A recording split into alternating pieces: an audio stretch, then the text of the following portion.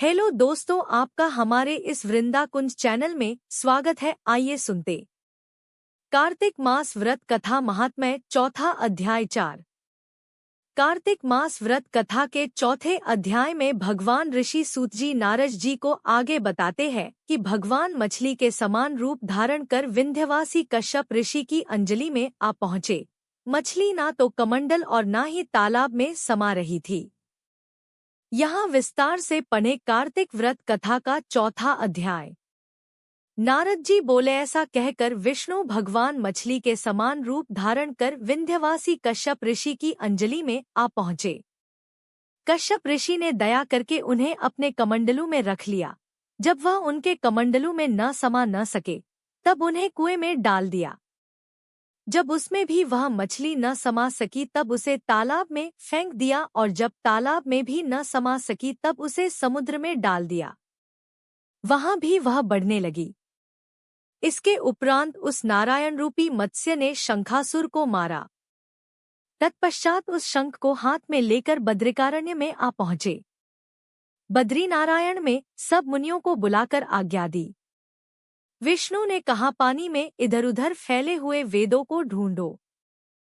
शीघ्र ही आप लोग रहस्ययुक्त वेदों को जल से निकालकर शीघ्र मेरे पास ले आवें। इतने काल तक मैं देवताओं के साथ प्रयाग में ठहरा हूँ। राजा पृथु से नारद जी ने कहा। उसके पश्चात अपने तपोबल से समस्त ऋषियों ने यज्ञ बीजों के सहित सब वेद मंत्रों को ढूंढ निकाला। उन वेदों में से जो भाग जिस जिस मुनि को मिला वह भाग उस मुनि का हो गया। तत्पश्चात हे राजन, उसी दिन से उस भाग के वे ही ऋषि कहलाए। सब वेदों को लेकर मुनिगण प्रयाग में आए और ब्रह्मा को उन लोगों ने सब वेद समर्पित कर दिए। सब वेदों को पाकर ब्रह्मा बड़े प्रसन्न हुए। तुरंत ही उन्होंने देवता तथा ऋषियों के साथ अश्वमेध यज्ञ किया। यज्ञ के अंत में देवता, गंधर्व, यक्ष, नाग और गुह्यक गण विष्णु को भूमि में दंडवत करके प्रार्थना करने लगे। देवतागणों ने कहा, हे देवदेव, हे जगन्नाथ, हे प्रभु, हम लोगों की प्रार्थना सुनिए। हम लोगों के हर्ष का समय है, इससे आप हमें वरदान दीजिए। इस स्थान में नष्ट हुए वेद पुनः ब्रह्मा को मिले हैं। हे लक्ष्मीपते, आपकी अनुकंपा से हम लोगों को यज्ञ का भाग भी यहाँ मिला है।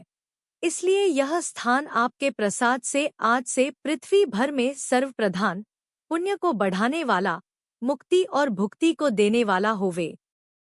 ब्रह्महत्यादिक महान पापों का नाश करने वाला आज का यह समय भी परम पवित्र और अक्षय फलदाता हो, ऐसा वरदान हम लोगों को दीजिए। श्री विष्णु भगवान ने कहा, आप लोगों ने जो कुछ कहा वही हमारा भी ध्येय है। जैसा आप लोगों ने मुझसे कहा है वैसा ही यह ब्रह्मक्षेत्र जगत प्रसिद्ध होगा। सूर्यवंश में उत्पन्न राजा भगीरथ गंगाजी को यहाँ पर लावेंगे और गंगाजी का सूर्यपुत्री यमुनाजी के साथ यहाँ पर संगम होगा। आप लोगों तथा समस्त ब्रह्मादिक देवताओं के साथ मैं भी यहीं पर रहूंगा और यह स्थल तीर्थराज के नाम से प्रसिद्ध होगा। यज्ञ, दान, व्रत, हवन, जप और पूजादिक कृत्य यहाँ पर सदा अनंत फल देने वाले और मोक्षदायी होंगे।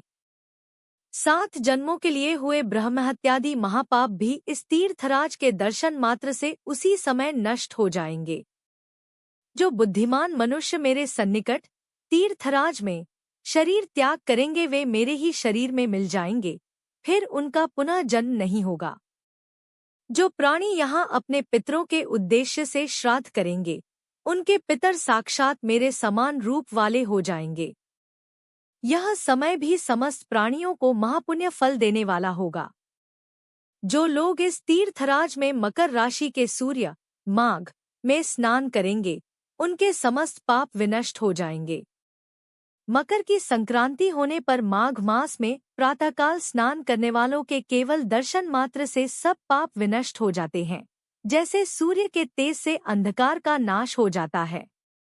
माघ के महीने में मकर की संक्रांति के होने पर स्नान करने वाले प्राणियों को मैं सालोक्य, अपना, लोक, सामीप्य, अपने समक्ष, सारूप्य, अपनासा रूप, इन तीनों मुक्तियों को प्रदान करता हूँ। हे मुनिवर्य, आप लोग मेरे शब्दों को सुनिए। मैं सर्वत्र व्याप्त रहता हुआ सर्वदा बद्रिकारण्य में निवास करता हूँ। अन्यत्र सैकड़ों वर्ष तप करने पर जो फल प्राप्त होता है, वही फल यहाँ एक दिन में मिल जाएगा। जो महानुभाव मेरे उस स्थान बद्रिकाश्रम का दर्शन करेंगे वे जीवन मुक्त हो जाएंगे और उनके समस्त पाप नष्ट हो जाएंगे। श्री सूत जी बोले कि इस तरह विष्णु भगवान उन सब देवताओं से कहकर ब्रह्मा जी के साथ ही अंतर्धान हो गए और इंद्रादि देवगण भी अपने अंशों को वहीं छोड़कर अंतर्धान हो गए। जो कोई प्राणी इसे शुद्ध मन से सुनेंगे अथवा सुनावेंगे, वे तीर्थराज प्रयाग और बद्रिकारण्य जाने के समान फल को प्राप्त होवेंगे।